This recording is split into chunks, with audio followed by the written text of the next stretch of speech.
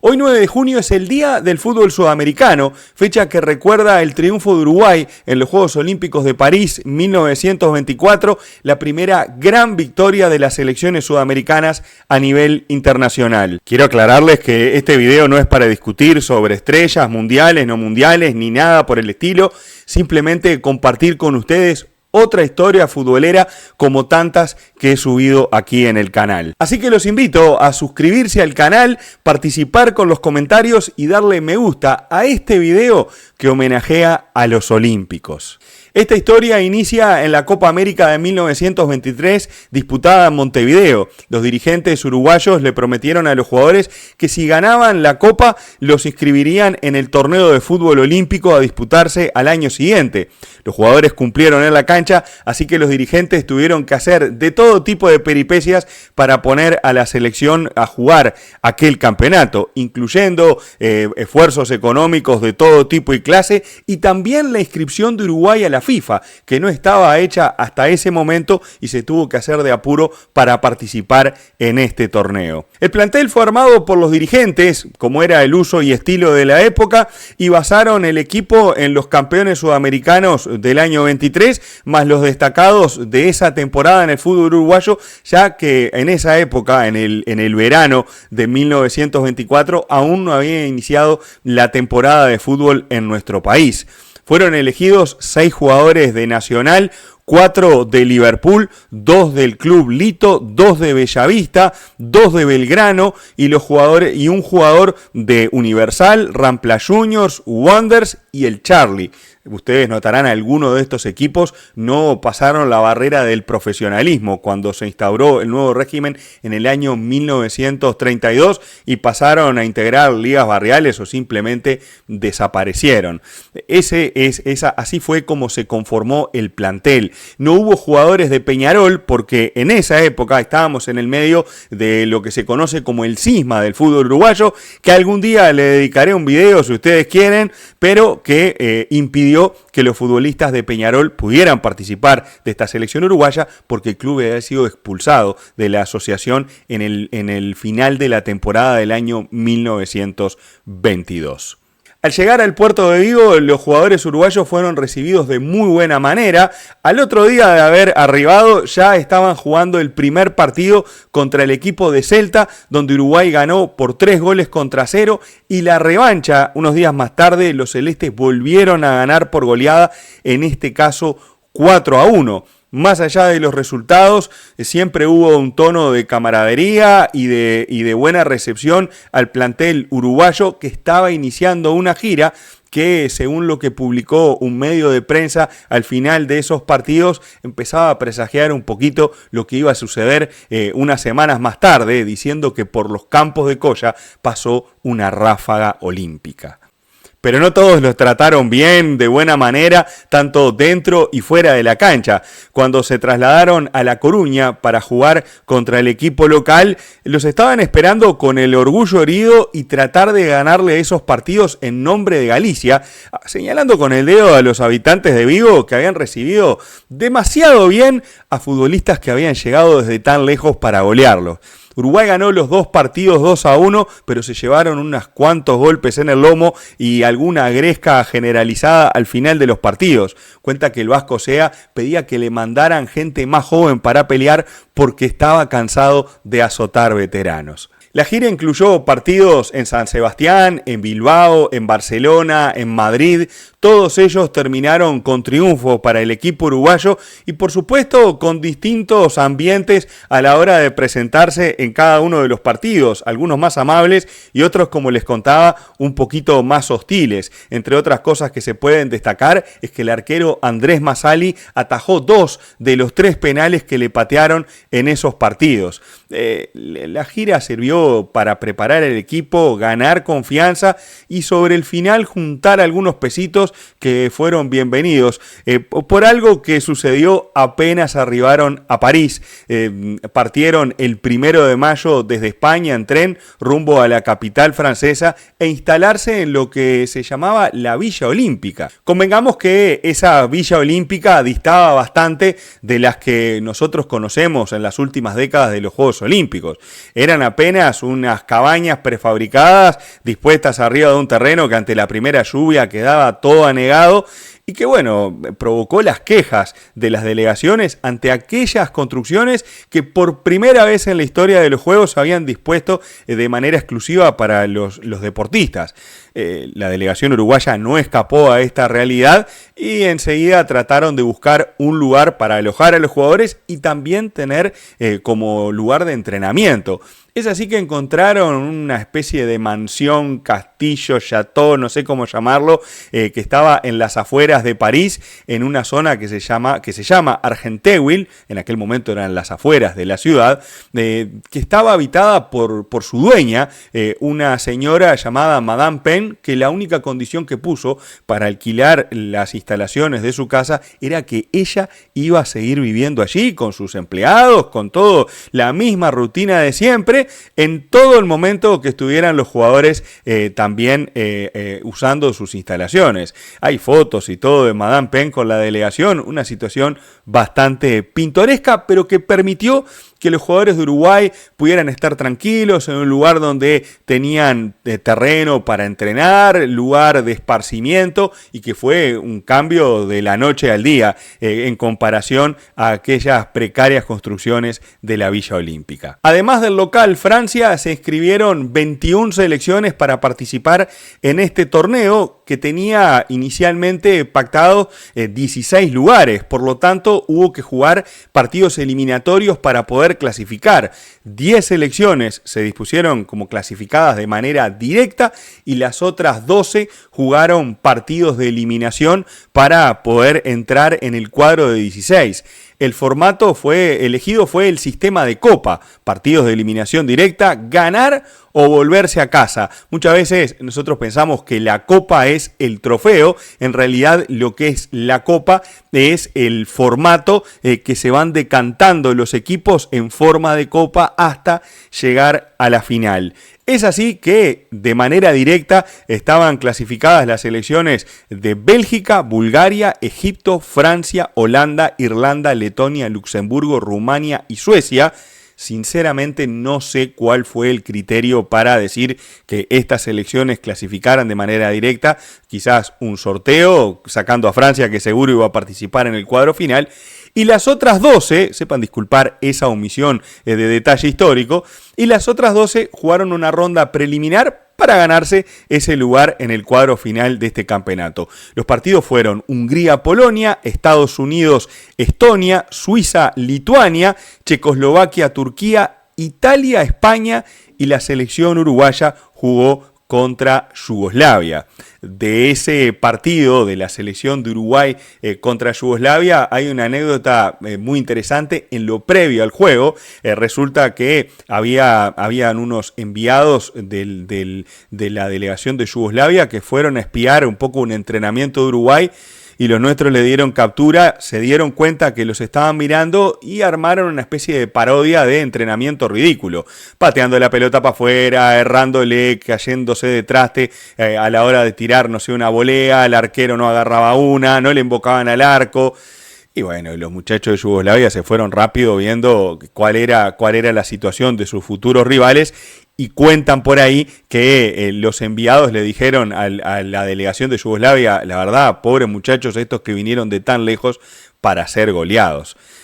Pero bueno, la cosa no terminó así, porque Uruguay ganó ese partido por 7-0, y simplemente para recordar a los que alinearon aquel primer partido del campeonato olímpico, se los estoy mostrando por acá exactamente, lo voy repitiendo con todos los equipos, pero vamos a mencionar esa primera alineación. Andrés Massali estuvo en el arco, José Nasasi y Humberto Tomasina eran los backs, como se les llamaba en aquella época, José Leandro Andrade el half derecho, Pedro Vidal el center half y Alfredo Guerra el half izquierdo. En el medio de la cancha, o en realidad los forwards, fueron Héctor Escarone, Pedro Sea, que eran los entrealas, Santos Urdinarán, Pedro Petrone, el center forward, y Ángel Romano, el wing por izquierda. Esa fue la selección uruguaya que disputó ese primer partido. Además del resultado 7-0, lo que más sorprendió al público presente fue el estilo de los jugadores uruguayos, que era muy diferente a lo que estaban acostumbrados a ver en Europa.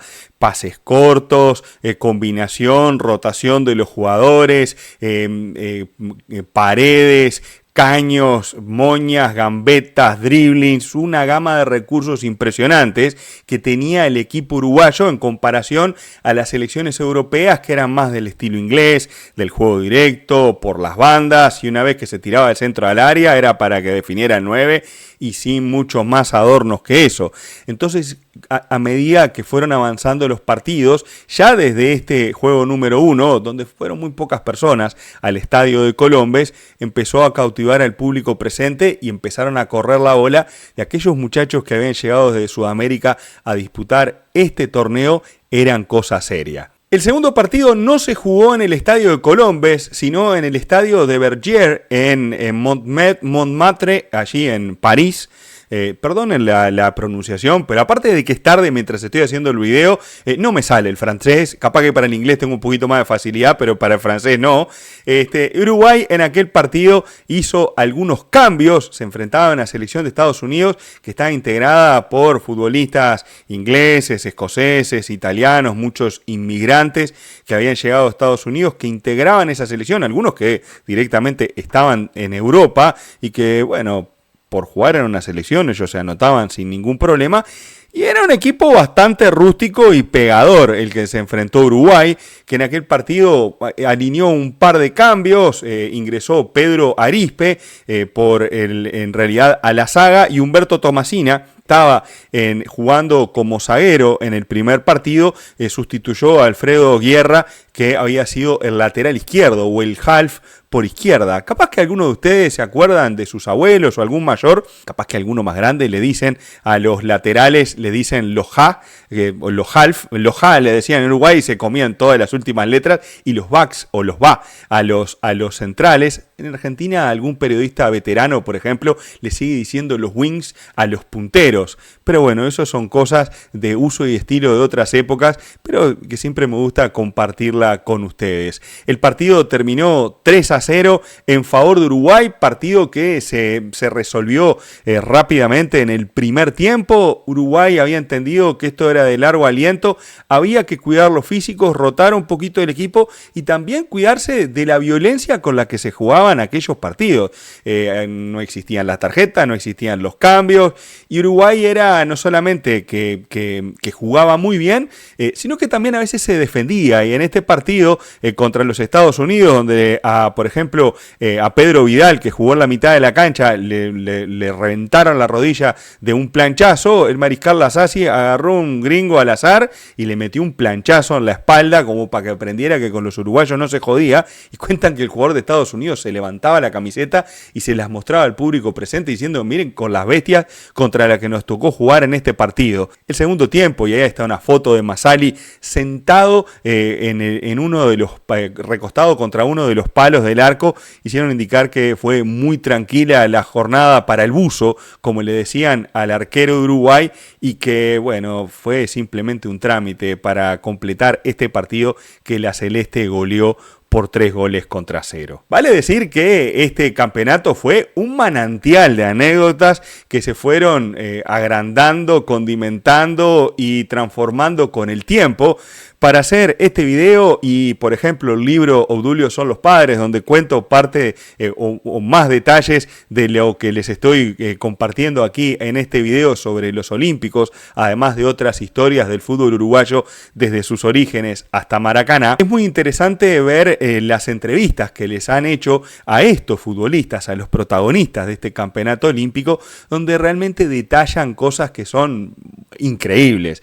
Por ejemplo, la selección uruguaya salía de noche a tomar algo, a escuchar algunos tanguitos, a tomar alguna copa, a distraerse, y cuentan que después de esos primeros partidos donde Uruguay había encontrado buenos resultados y era uno de los favoritos para ganar el campeonato, se cruzaron con la delegación de España, que poco menos que los amenazaron y les dijeron: muchachos, no salgan más, concéntrense en esto, que ustedes son los favoritos para ganar, no lo arruinen.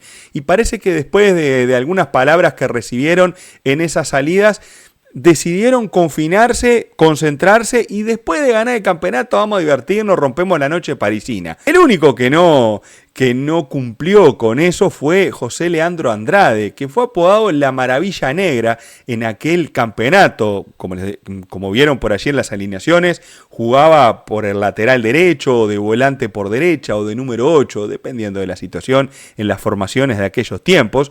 Tenía la característica de ser una persona muy atlética, esbelta, de más de 1,80 m, moreno, toda una excentricidad para aquellos parisinos que veían por primera vez a futbolistas sudamericanos en sus tierras. No solamente Andrade conquistó el corazón de los hinchas con su juego, sino también el corazón de alguna parisina. Y cuentan que por un par de días no volvía Andrade, no sabían dónde estaba. Y bueno, le llegó un dato a alguno de los jugadores que estaba en una casa en un barrio muy coqueto de la ciudad de París, donde había una señora que le había alojado de muy buena manera y lo tenía con todos los lujos a Andrade en ese momento. Parece que los jugadores de Uruguay fueron, golpearon la puerta y llegaron preguntando por el señor Andrade, que los recibió de bata, fumándose un habano, y bueno, preguntando qué querían los mozos que lo venían a buscar. Por supuesto, se lo llevaron rápidamente para el lugar donde Uruguay se estaba alojando y tratar de retenerlo de alguna manera. Parece que Andrade rompió la noche parisina antes, durante y sin lugar a dudas después de haber obtenido el campeonato olímpico. El siguiente rival fue sorteado y a los locales tuvieron la desgracia de tener que jugar contra Uruguay. La selección uruguaya hacía siempre gala de buena diplomacia durante el inicio de los partidos, saludando con hurras, tratando siempre de caerle bien al público, cosa que se fue ganando partido a partido y a medida que iba avanzando el campeonato. Resulta que en el sorteo de camisetas, Francia jugaba de azul, Uruguay de celeste, y había que cambiar. Y la delegación uruguaya no había llevado camisetas de alternativa, y cuentan que si Uruguay hubiese perdido ese sorteo, que finalmente no perdió, iba a jugar con camisetas albicelestes. También dicen que ese detalle llegó a oídos de la colonia argentina que estaba en París, como también había muchos uruguayos, digamos, teniendo refuerzos para la hinchada y aumentando la gente que iba a apoyar a la celeste, que no solamente eran los uruguayos, o en este caso los argentinos que se aparecían por los estadios donde jugaban los nuestros, sino que también los propios franceses hinchaban por la selección uruguaya. Por momentos en el partido contra Francia, celebrando las jugadas de los dos equipos como pareciendo un partido de exhibición más que un juego por un lugar en la semifinal olímpica. Disculpen que me está picando la nariz de una manera increíble. Entre otras tantas anécdotas que se dieron en este campeonato, y ya voy al partido de Uruguay con Francia, se dio la particularidad que en el juego contra los yugoslavos se había izado la bandera de Uruguay al revés, el himno nacional se había cambiado por una marchita, una marchita brasileña, o con una musiquita de estilo brasileño, y cuenta que los jugadores en aquel partido contra Yugoslavia dijeron: tranquilos, dice, ya van a saber acomodar la bandera y van a saber exactamente cómo es el himno uruguayo, y no eso que entonaron para presentar al equipo en el inicio de aquel partido. También fueron acusados los uruguayos de quemar una vaca en plena concentración. Lo que vieron los periodistas y los curiosos que andaban en la vuelta, en realidad fue uno de esos típicos asados criollos que se mandaron los jugadores uruguayos en las instalaciones de Madame Pen, pero que para los franceses parece que era una rareza, y así fueron reflejados en los medios de prensa de la época, como también algunas declaraciones bastante picantes de José Leandro Andrade, que cuando le preguntaron cómo hacían para jugar con esos cambios de ritmo y esa habilidad para esquivar futbolistas que tenían con la pelota, Andrade no se le ocurrió mejor cosa de que decir que lo hacían porque practicaban corriendo gallinas. ¿Se acuerdan al estilo Rocky en la película? Bueno, esa broma de Andrade también fue publicada en los medios de prensa como algo cierto. Y quiero decirles que hay unas publicaciones de la revista 100 años de fútbol que son de la década del 60, del 70, que están disponibles de manera gratuita en la web de la Biblioteca Nacional de Uruguay. Hay un capítulo que cuenta a la perfección todo esto que sucedió, y también con entrevista a los protagonistas, que es una de las cosas más interesantes de compartir. Yendo en concreto al partido contra Francia, Uruguay volvió a presentar cambios en su oncena titular.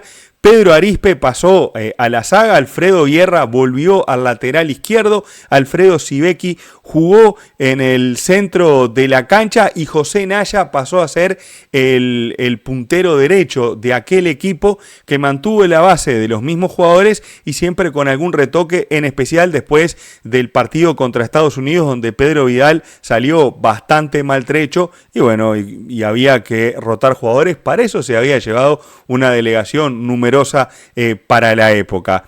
El partido empezó 1-0 para Uruguay desde el primer minuto con gol del mago Scarone. Los franceses empataron a los 12 y a los 24 Pedro Petrone había puesto el 2-1, con el que el partido fue fluyendo a lo largo de todo el primer tiempo y el inicio del segundo.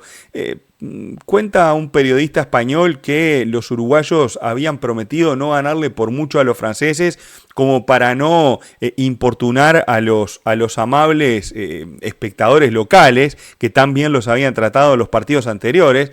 Yo no sé qué tan cierto es eso, pero bueno, comparto una de las tantas leyendas que se fueron generando con el tiempo. Pero la cuestión es que sobre los 10-12 minutos del segundo tiempo, Andrade le hace una falta media fuera de lugar fuerte a un futbolista francés y empezó a recibir el abucheo de la tribuna. Y bueno, y el mocito no se bancó la reprobación, y Uruguay, que venía a tren controlado, Andrade agarró la pelota para sí y empezó a eludir jugadores y a hacer paredes y a llevar el equipo adelante, y bueno, y acá se terminó todo. Uruguay terminó haciendo 3 goles más en el resto del partido para completar el 5-1 con el que terminó aquel juego entre uruguayos y franceses, poniendo a la celeste en la semifinal olímpica.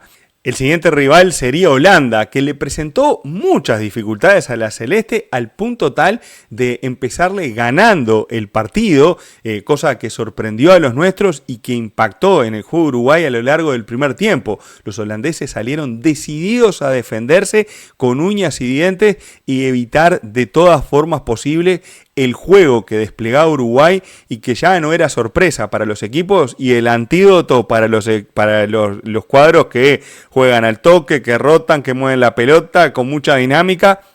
Básicamente uno de ellos es defenderse duro y contragolpear, y así de contragolpe llegó el gol de Pril. ¿Cómo era que se pronunciaba? Bueno, no me acuerdo, es Kees Pijl.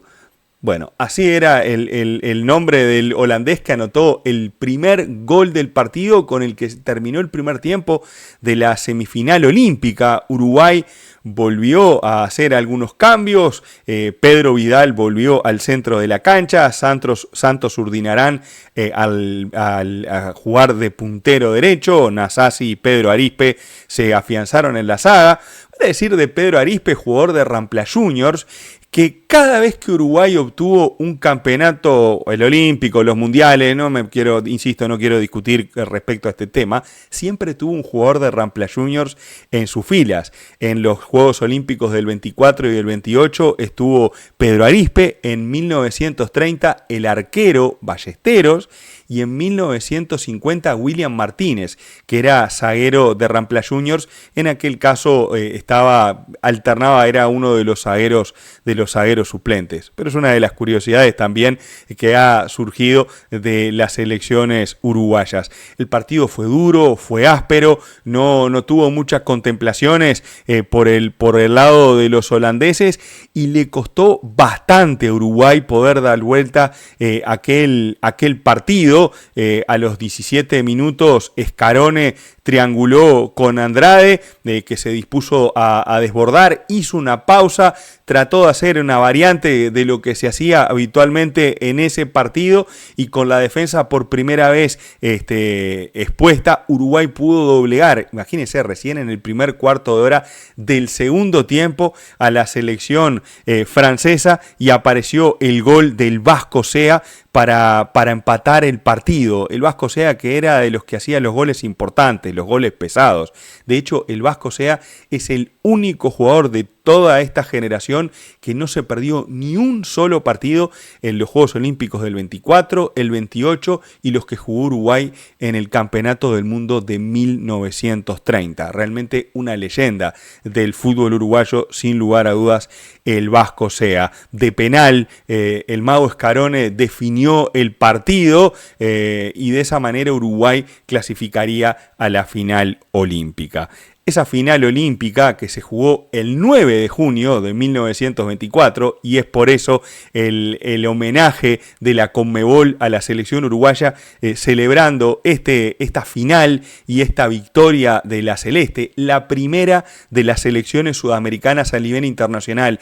Porque algo que a mí me interesa resaltar es el poderío del fútbol sudamericano a lo largo de todo el tiempo, representado en algún momento por Uruguay, en otros momentos por Brasil, en estos momentos y en otros tantos por Argentina, y otras tantas selecciones que también han dado la cara por el fútbol sudamericano.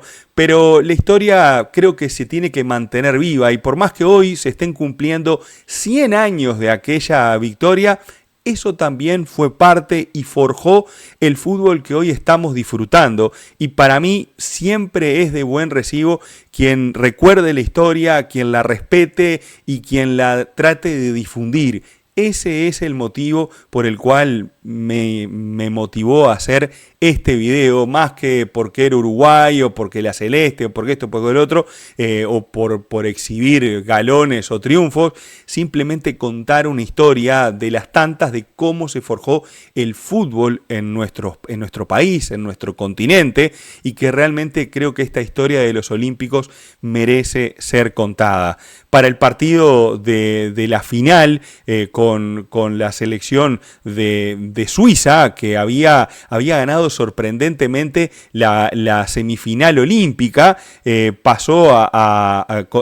ganó la semifinal olímpica a Suecia. De hecho, Suecia y Holanda jugaron 2 partidos para saber quién iba a ser el tercer puesto. Habían empatado el primero, jugaron 2 alargues, en aquellos tiempos no habían definiciones de penales, y en el segundo partido recién se pudieron saber quién era el ganador de aquel partido. Holanda perdió con Suecia 3-1 en el segundo partido. El primero lo habían jugado el día anterior. Pero bueno, el 9 de junio Uruguay se presentó con Andrés Massali, José Nasazzi, Pedro Arispe, José Leandro Andrade. Vamos a poner la alineación por acá, ahí está: Massali, Nasazzi, Arispe, Andrade, Pedro Vidal, Alfredo Guerra, Héctor Scarone, Pedro Sea, Santos Urdinarán, Pedro Petrone y Ángel Romano. Esos fueron los 11 que defendieron el orgullo del fútbol uruguayo ante los suizos, ganando el partido con mucha comodidad, 3-0, desplegando su fútbol en su máximo esplendor.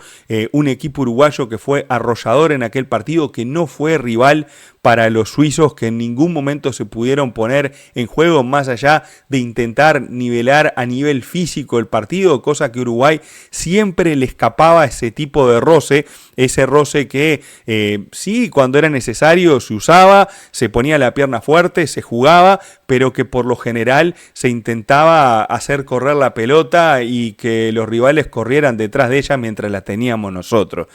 Uruguay ganó bien aquel campeonato olímpico y tras el final del partido se empezaron a dar cosas que muchos de nosotros seguimos celebrando a lo largo de los años o recordando u homenajeando a estos jugadores a lo largo de los años.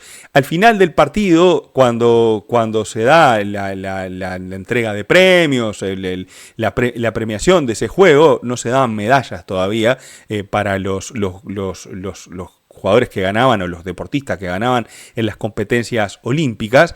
Los jugadores de Uruguay, a modo de agradecimiento al público presente que seguía aplaudiendo, que los vivó en cada uno de los partidos, incluso siendo ellos franceses, siendo eliminados por Uruguay, los jugadores uruguayos dieron una vuelta de honor alrededor de la cancha que fue conocida como la Vuelta Olímpica. Ha quedado un poquito en desuso en los torneos internacionales, pero en Uruguay es una tradición que se mantiene, es algo que también hicieron muchísimas selecciones en la historia de los mundiales y otros tantos campeonatos, la Vuelta Olímpica.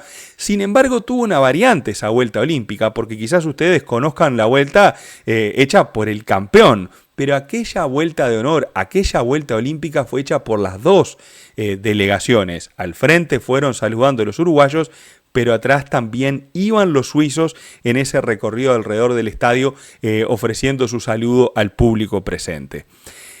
Esta historia no termina acá y siguió entre el mes de septiembre y octubre, cuando jugaron uruguayos y argentinos partidos homenaje a los olímpicos, y por allí aparecieron un par de cositas más que quedaron para el recuerdo. Por ejemplo, una de las malas, el partido que se jugó en Argentina, hubo una invasión de la gente a la cancha, se tuvo que suspender el partido, jugar en otro lado, y se instaló un tejido de 2,20 metros de altura, el que se le llamó el tejido olímpico, el tejido para proteger a los olímpicos que habían llegado a jugar contra los argentinos aquel partido. En ese juego, disputado en la cancha de Sportivo Barracas, se dio por primera vez un gol de tiro de esquina. Hacía muy poco había cambiado la regla que indicaba que el tiro de esquina era un tiro libre indirecto, pero la regla se había modificado hace poco y Cesario Onsari venció el arco de Andrés Massali desde el córner, y ese gol, conocido como el gol de Onsari a los olímpicos, pasó a llamarse el gol olímpico, ese que todos conocemos nosotros cuando se tira un córner y la pelota entra directa casi sin oposición de nadie. Esas son algunas de las cosas que se dieron como consecuencia de ese partido. En realidad la principal fue el peso que esta generación de jugadores uruguayos dejó a lo largo de la historia para el resto de las siguientes generaciones. Ganar era obligación, dar espectáculo era también un motivo de orgullo, y fue quedando poco a poco en el tiempo esa posibilidad de destacarse a nivel internacional. El fútbol uruguayo, que hasta 1954 logró ser protagonista en la historia del Campeonato del Mundo, que tuvo algún resplandor en 1970 y que tuvimos que esperar 40 años hasta Sudáfrica 2010 para empezar a ver nuevamente selecciones uruguayas competitivas a nivel internacional en campeonatos del mundo, porque siempre fue muy competitiva y campeona en la Copa América.